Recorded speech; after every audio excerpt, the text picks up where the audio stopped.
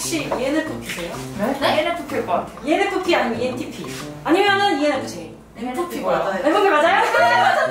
저는 입장하는 순간부터 느꼈어요. 저도 ENFP가. 네. 아니잖아! ENFP가 아니고 이런 어디 있으니 벌써. 이번에는 주거 고민을 한번 들어봤는데요. 오늘도 지수 위원장님과 함께 해보겠습니다. 네, 안녕하세요. 저는 민달팽이 유니온에서 활동하고 있는 지수라고 합니다. 오늘은 몇 가지 이렇게 딱 집어주신 순한 맛부터 매운맛까지의 그 질문들에 대한 대답을 함께 나눠보는 걸로 해볼게요. 입주 전 도배를 안 해준다고 하고 싶으면은 저보고 하라던데 제가 하는 게 맞나요? 너무 티났나요? 제 사연 같은 거? 이거는 계약서 쓰실 때 얘기를 해보셔야 돼요. 곰팡이 냄새도 풀풀 나고 곰팡이도 실제로 다 있는 집을 보여주면서 입주 전에 도배 새로 해드리죠 라고 했는데 그걸 믿고 사인하시는 게 아니라 그것도 특약이 써 있어야 돼요. 특약이라고 하면은 계약서에 이제 따로 적혀져 있는 걸 말하는 거. 그렇죠. 보통 계약서 쓰실 때 한 장짜리 계약서 많이 쓰시잖아요. 근데 법무부, 서울시, 국토부가 같이 만든 계약서에는 입주 전 수리라고 해가지고 별도 칸이 있고요. 나에게 필요한 거, 확인하고 싶은 거 특약에 넣으시고 그런 것들을 계약 당시에 하시고 사인을 하시는 게 순서입니다. 근데 그게 아니라 아예 계약서 쓰기 전부터 못해줘 라고 하면 그거는 내 선택지 중에 하나가 돼야 되는 거예요. 이 집은 위치도 좋고 가격도 좋고 다 좋은데 도배를 안 해주겠대. 이것까지가 내가 고려해야 하는 사항인 거예요. 이미 계약서에 사인을 했다. 근데 입주 전 도배를 안 해주겠다고 한다라고 하면은 현재 법상으로는 방법이 없어요. 그러니까 사실 생각보다 계약서를 그 카드 결제할 때 서명하듯이 그렇게 많이 뭔가 안내되는 것 같은데 절대 그렇게 되면 안 되거든요. 생각보다 진짜 큰 계약이에요. 우리가 살면서 언제 몇 천짜리의 그런 계약을 내 이름 걸고 해보겠어요. 전 집주인이 나갈 때 에어컨을 두고 나왔어요. 그래서 그 에어컨 두고 나갔다는 얘기를 특이하게 적었어요. 그것도 확인하시는 게 나중에 나갈 때 큰 탈이 없을 것 같아요. 맞아요. 오피스텔에 살고 있습니다. 관리비에 장기 수선 충당금 같은 경우는 제가 내지 않아도 된다고 하던데 나중에 이사 갈 때 돌려받을 수 있나요? 네, 돌려받을 수 있어요. 반드시 달라고 하시고 달라고 했는데 안 준다 그러면 이제 부당이득 반환 청구 뭐 이런 걸 하실 수 있고요. 요거는 받으시는 게 너무 당연해요. 그 건물이 어떤 기능을 충분히 하기 위해서 장기적으로 계속 뭔가를 해야 될 거 아니에요. 그거에 대한 비용을 내는 거거든요. 우리가 그 집에 잠깐 사는 거지 그 건물을 같이 갖게 되는 게 아니잖아요. 그래서 저희가 같이 부담할 돈이 아니고 이건 나중에 돌려받으시면 되는 돈이에요. 그리고 실제로 많이 안내를 요새는 해주신다고 알고 있어요. 근데 저는 이 장기 수선 충당금 다 낸 것 같아요. 한 달에 한 7만 원 나오는 오피스텔이었는데 관리비가 그 안에서 장기 수선 어쩌고가 15,000원에서 10,000원 사이였던 것 같아요. 전 싸웠거든요 결국. 달라 그랬는데 안 줘서. 안 줬어요? 네. 어떻게 됐어요? 그냥 이사했어요. 짜증나서. 그러면 그 아까 말씀하신 뭐를 제기할 수 있는 건가요? 이사한 지 얼마나 되셨어요? 6달, 7달. 네, 7달 됐네요. 안 되나요? 아주 될 거. 그래요? 끝나고 잠깐. 살고 있는 집 계약 기간이 끝나갑니다. 저는 계속 살고 싶은데 집주인이 나가라고 아니면 월세 보증금을 올려달라고 하는데 어떻게 해야 되나요? 우리나라는 늘 임대인이 나가라 하면 나가야 됐고 임대인이 더 내라 하면 더 내야 되는데요. 이게 사실 되게 보편적인 상태가 아니에요. 보통 직장 들어갈 때 정규직으로 많이들 들어갔잖아요. 과거에는. 요새는 또 다르긴 한데 근데 집만큼은 우리는 늘 계약직이었던 거예요. 늘. 근데 이제 좀 생겼습니다. 단 한 번의 기회로서 쓸 수 있어요. 내가 2년 살았는데 2년 더 살고 싶을 때 그때 이제 한 계약 만료로부터 6개월과 2개월 전 그 사이 기간에 서로 아무 말도 안 하잖아요. 그러면 묵시적 갱신이 돼요. 그러면 그냥 원래 계약했던 그 임대료로 한 번 더 2년 살게 되는 거예요. 그 기간 사이에 뭐 나가주세요 혹은 얼마 이상 낼 거 아니면 나가주세요 라고 했을 때는 내가 얘기할 수 있어요. 저 한 번 더 살게요. 그게 이제 계약갱신 청구권인 거고 그거를 쓸 때는 임대인이 보증금, 임대료 다 해서 5% 이상으로 못 올려요.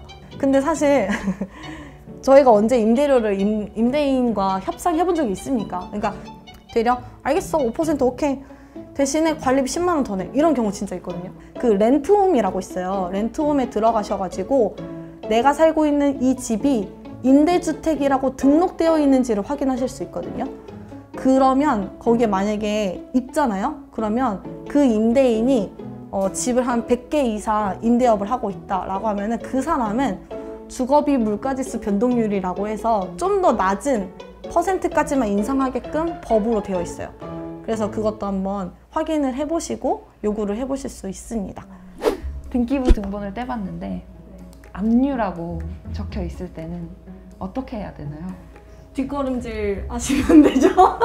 아니 이미 살고 있어요. 이미 살고 있다고요? 네, 이것도 제 얘기. 아니 진짜로 이거는 저희 집주인이 바뀌었거든요. 이사 온 다음에 압류가 들어와 있는 거예요. 누구한테 압류? 인천광역시한테. 세금 맞네. 그런가 봐요. 그래서 이 질문을 통해서 뭘 확인하면 좋을지를 한번 말씀해 주시면 좋을 것 같아요. 압류가 뭐냐면 약간 뭐지? 이 집을 옴짝달싹 못하게 이렇게 딱 이렇게 사슬로 묶는 거라고 좀 생각하시면 돼요. 너 세금을 제때 안 냈다고? 약간 이런 느낌. 이제 가압류 같은 경우에는 압류는 아닌데 가짜로 압류한 느낌. 그래서 여기에 돈 문제가 생겼습니다 라고 보시면 되고, 등기부 등본이 사실 제일 보기 어려워요. 뭐가 어렵냐면 예를 들면 이렇게 등기부 등본 있다 쳐요. 그러면은 제일 위에 표제부라고 해서 기본적인 이제 건축물 대장과 거의 유사한 그 정도의 정보라고 좀 보시고, 그 다음으로 갑구라는 내용이 있어요. 갑구 같은 경우에는 이 집 누구 거게 이런 정보들이 있어요. 그래서 나랑 계약서에 사인하게 되는 그 사람, 내 눈앞에 앉아 있는 사람, 그리고 등기부 등본에 써 있는 사람이 일치해야 되고요. 만약에 한 명이 소유하고 있지 않았다, 몇 명이 있다 라고 하면은 그 중에 한 명만 사인하는 것이 아니라 그 사람들과 최대한 다 사인하는 게 제일 좋고, 안 되면 과반수. 안 되면 과반수. 그리고 이제 을구의 내용에 나오는 것이 이제 빚에 대한 내용인데, 빚에 그 금액이 써 있거든요.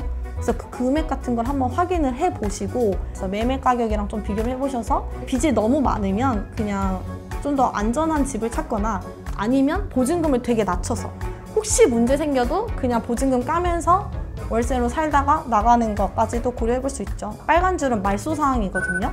그럼 안 보여요. 그럼 예를 들어서 2020년에 지수가 보증금을 떼어 먹어가지고 임차권 등기 변경을 하신 거예요. 그래서 내가 보증금을 다시 줬죠. 그럼 이제 말소됐잖아요. 말소 사항 포함해서 서류를 떼지 않은 사람은 내가 그런 행위를 했다는 걸 모르겠죠. 근데 만약에 다음 사람이 말소 사항 포함해서 등기부 등본을 떼서 그걸 확인하잖아요. 그럼 흔적이 남는 거예요. 전체적으로 떼보는 게 좋겠네요. 마지막인데요. 계약 기간이 끝나가는데 집주인 연락이 안 돼요. 제 보증금은 어떻게 해야 하나요? 이거 왜 이렇게 보증금을 안 빌려주시는 거예요? 난 정말 이해가 안 가는데. 이런 경우가 왕왕 요즘 많나요? 그러니까 요즘의 문제도 아니에요. 어쨌든 현재로서는 계약서를 잘 쓰고, 그 계약서에 대해서 전입신고 빠르게 하고 확정일자 도장도 찍고, 그거를 해야 보증금 떼었을 때 와 이거는 말이 안 되지, 저 임차권 등기명령 신청할게요 해서 신청하고 그 이후에도 안 준다라고 하면은 이제 그 보증금 반환 청구 소송을 약식으로 할 수 있게 되어 있어요. 한 번에 그냥 바로 집행되는.